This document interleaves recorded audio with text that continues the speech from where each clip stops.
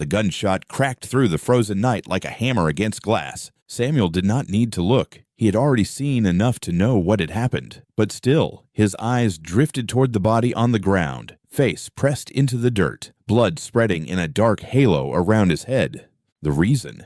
A piece of bread. Around him, the camp was silent. Hundreds of eyes stared, but no one dared move. The guard twirled the pistol lazily in his hand, as if the killing were nothing more than a casual task, an errand completed before bedtime. His boots scraped on the frozen gravel as he walked past Samuel, smirking.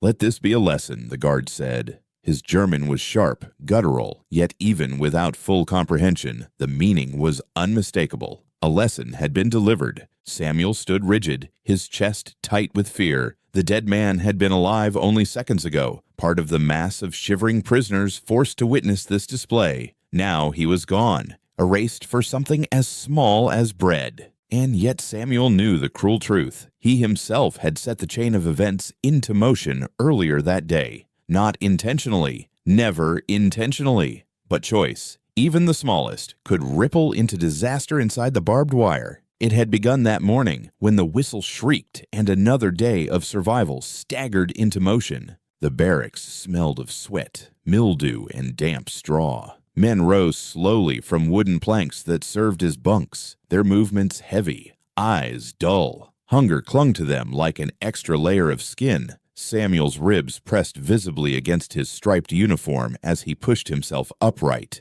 joints aching. His first thought, as always, was food. Not warmth, not freedom, just food. His stomach clawed at him, a gnawing pain that never relented. He tied the fraying laces of his shoes and moved with the others toward roll call. Outside, dawn bled gray across the sky. The air smelled faintly of smoke drifting from the chimneys. Samuel tightened his jaw and forced himself not to look at the columns of ash. He had learned long ago not to watch too closely. The line shuffled forward. At the head waited the daily ration, a crust of bread so hard it could cut the mouth. Each prisoner received one, no more. It was never enough. Samuel's fingers closed around the bread when it was handed to him. The warmth of it, faint though it was, pulsed against his palm like something alive. His instincts screamed at him to hide it, to devour it quickly before anyone could try to steal it. But then he turned and saw the boy. The child stood several paces behind him in the line, his body barely upright. His head seemed too heavy for his thin neck. Hollow eyes stared at the bread with a desperation Samuel recognized too well. The boy's lips trembled, his small fists clenched at his sides. Samuel hesitated. The boy couldn't have been more than 10 or 11. His name, Samuel remembered hearing it whispered once, was Eli. Hunger pressed against Samuel's own ribs. His hand tightened around the bread until his knuckles whitened. He could feel the dry crust cutting into his skin. If he gave any away, it would mean less for himself. And less could mean the difference between staggering back from labor alive or collapsing in the snow. His mind screamed no, but his heart betrayed him. He broke the bread in half and pushed one piece into Eli's trembling hands.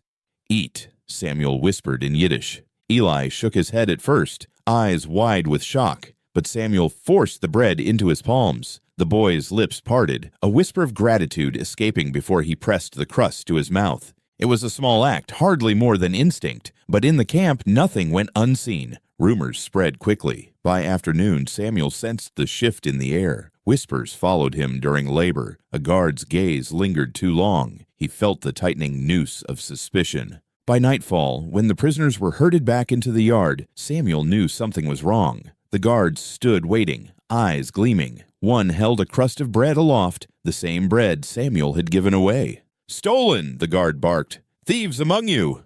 Samuel's stomach dropped. He dared a glance at Eli, who froze in terror, crumbs still on his lips. And then the nightmare accelerated. "Forward!" the guard barked. Boots slammed into the ground. Samuel was shoved into the open yard. A searchlight cut across the prisoners, harsh and blinding. Eli trembled at the edge of the crowd, his thin shoulders shaking. Samuel's mind raced. He prayed silently the guards wouldn't notice the boy. But fate was merciless. The guard stepped closer, holding the bread like evidence. His eyes locked on Samuel. "You," he spat. "You took what is not yours." Samuel opened his mouth, but no words emerged. The accusation hung heavy, suffocating. Around him, silence deepened. Prisoners knew better than to interfere. The guard shoved Samuel hard, sending him to his knees. "Thieves are dealt with," he growled. The pistol appeared in his hand, as if by magic. Samuel's pulse thundered. He thought of his family, faces blurred by hunger and time. He thought of the small act that had led here, an impulse of compassion now demanding his life. And then, a voice split the night. "It was me!" Every head turned. Eli had stepped forward, his knees knocking, his face pale as snow. Tears glistened in his eyes, but his voice, though shaking, carried across the yard. "He gave it to me!" Eli cried. "He shared with me!" The air seemed to freeze. Even the guards paused. The lead guard's mouth curled into a smirk. He walked toward Eli slowly, savoring the moment. "Shared, did he?" he said, mockery dripping from his words. He crouched so his eyes were level with the boy's. "And what makes you think you deserve to eat?" Eli swallowed, tears spilling. "Because I was hungry." The guard laughed, a cruel sound. He plucked the bread from Eli's hand, bit into it, chewed loudly, then spat crumbs onto the ground. He shoved the remainder back into Eli's chest. "Today," the guard said, "you live." He holstered the pistol and motioned for the crowd to disperse. Samuel collapsed forward, breath ragged. Around him, prisoners exhaled in disbelief. Life had been granted, but not freely. It came wrapped in mockery and threat, like a reprieve dangled on a string. That night in the barracks, Samuel lay awake. Eli curled beside him, clutching what remained of the bread as though it were treasure. Samuel stared into the darkness, hearing again the echo of the gunshot from earlier, seeing the body on the ground. In the camp, survival was not life. It was a delay of death, and Samuel knew delays never lasted forever. Days bled into weeks. The air grew colder, snow crusted the ground, crunching beneath boots. Hunger gnawed sharper with each sunrise. Samuel and Eli clung together now, bound by that moment in the yard. Whispers spread of their defiance. Though small, it had not gone unnoticed by other prisoners. Some looked at Samuel with quiet admiration, others with envy or resentment. In the camp, compassion was dangerous not just because of guards, but because of those desperate enough to betray for a scrap more. One evening, as they returned from labor, Samuel felt a hand brush his arm. An older prisoner, eyes sunken, whispered urgently, "You must be careful. They will test you again." Samuel nodded grimly. He already knew. The guard's mocking words haunted him. "Today you live." Tomorrow was never promised. The test came sooner than expected. A week later, another inspection was called. Prisoners were herded into the yard, searchlights sweeping like knives. Guards prowled, barking questions, dragging men forward at random. Samuel's chest clenched when one pointed at Eli. "You, step out." The boy's face drained of color. He looked at Samuel, terrified, but obeyed. "What do you have?" the guard demanded, patting Eli down roughly. Nothing. His hands came up empty. Still, suspicion clung like smoke. The guard sneered. "Perhaps you've learned to steal better." He raised his pistol, leveling it at the child's head. Samuel's breath stopped. His body moved before thought. "Enough." His voice cracked through the night, louder than he intended. Every face turned. The guard lowered the pistol slightly, surprised. "Enough." Samuel stepped forward, trembling, but resolute. "He is only a boy. If you want punishment, take me." The yard went silent. It was madness to speak so openly. Samuel felt the weight of hundreds of eyes on him, horror and awe mingling. The guard studied him, lips curling slowly. Then he laughed, long and cruel. "You offer yourself." He shoved Samuel backward, pistol pressing against his chest. Perhaps another lesson is due. For a heartbeat, Samuel thought it was over. He braced for the shot, for the cold rush of finality. But instead, the guard lowered the weapon and spat at his feet. "Not tonight," he sneered. "I prefer you to suffer longer."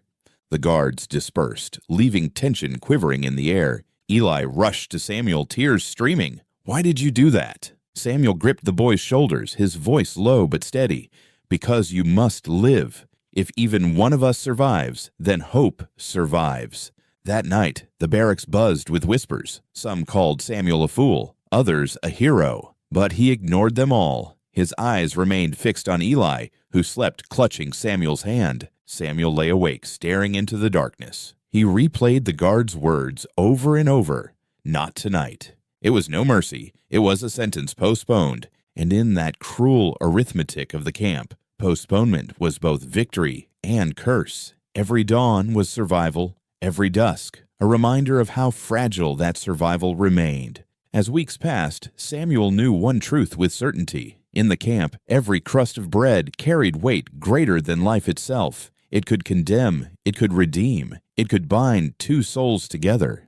And the question that haunted him, the question that haunted them all, was simple, terrible, unrelenting.